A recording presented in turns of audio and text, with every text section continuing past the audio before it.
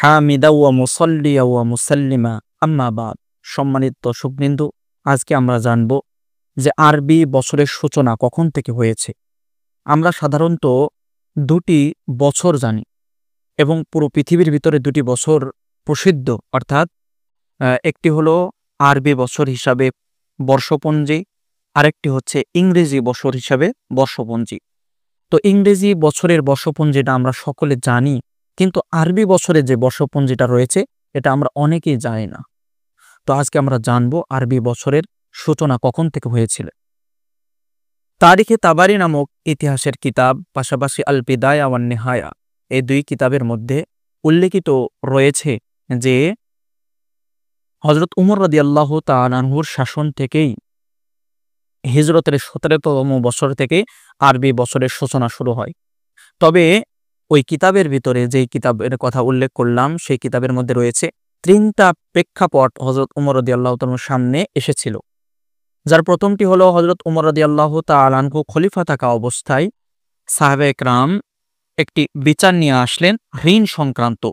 সেই ঋণ সংক্রান্ত ডকুমেন্টের মধ্যে শাবান মাসের কথা উল্লেখ ছিল, কিন্তু শাবান মাসের কোন সময়, অর্থাৎ বিগত বছরের শাবান নাকি আসসানাতুল আতিয়া, সামনে বছর যেটা আসবে শাবান মাস সেটা, নাকি যে বছর চলতি সেটা নিয়ে পরস্পরের মধ্যে মতদ্বন্দ্ব দেখা দেওয়ার কারণে হযরত উমর রাদিয়াল্লাহু তাআলার নিকটে পেশ করা হলো যে আপনি বছরের সূচনাটা ভালোভাবে নির্ধারণ করুন, দিন তারিখ নির্ধারণ করুন।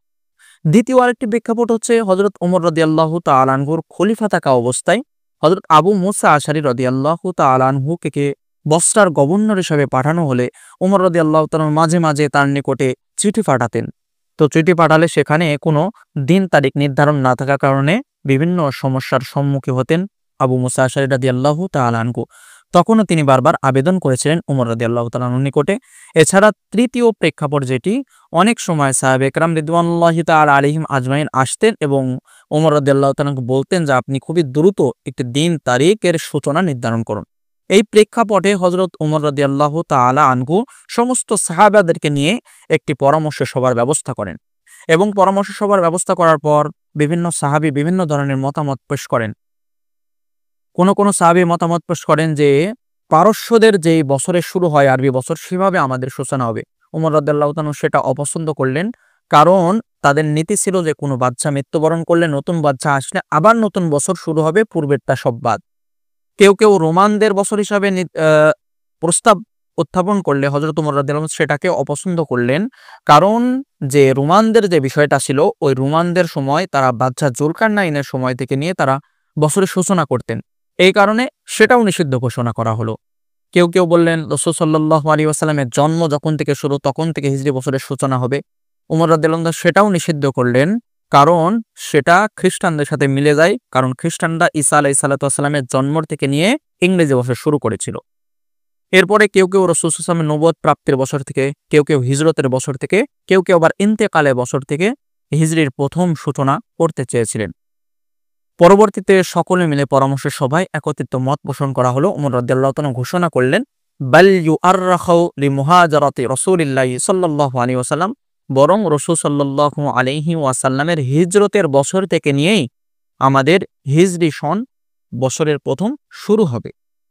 কারণ ফাইন্নাহু মুহাজারাতুল্লাহ ওয়া হুয়া ফারকুন বাইনাল হাক্কি ওয়াল বাতিল, এটা হলো আল্লাহ তাআলার পক্ষ থেকে হিজরতের নির্দেশ এবং এর মাঝে হক ও বাতিলের পার্থক্য রয়েছে। সুতরাং হিজরতের বছর থেকে নিয়েই শুরু হবে আমাদের হিজরি বছরের সূচনা। এখন কথা হলো কোন মাস থেকে শুরু হবে, এ বিষয়ে আবার পরামর্শ সভা করা হলো। তখন কোন সাহাবী বললেন যে রমাদান মাস যেহেতু পবিত্র মাস, হুয়া লিনুসুলিল কোরআন, কোরআন অবতীর্ণ মাস, হুয়া ফাজিলাতুল্লাহ, আল্লাহ তাআলার অনেক ফজিলত রয়েছে এই মাসে, সুতরাং রমজান মাস থেকেই বছরের সূচনা হোক। কেউ বললেন যে না, যে মুহররম মাস থেকে শুরু হোক, কারণ মুহররম মাস হলো এমন মাস যেই মাসের পূর্বে মানুষ মুনসরিফুন নাস মিন হাজ্জিহিম, তাদের হজ থেকে ফিরে আসে। ওয়া হুয়া শাহরুন হারাম, এবং এটা একটা সম্মানিত মাস, সুতরাং এই মুহররম মাস থেকে বছরের সূচনা হোক।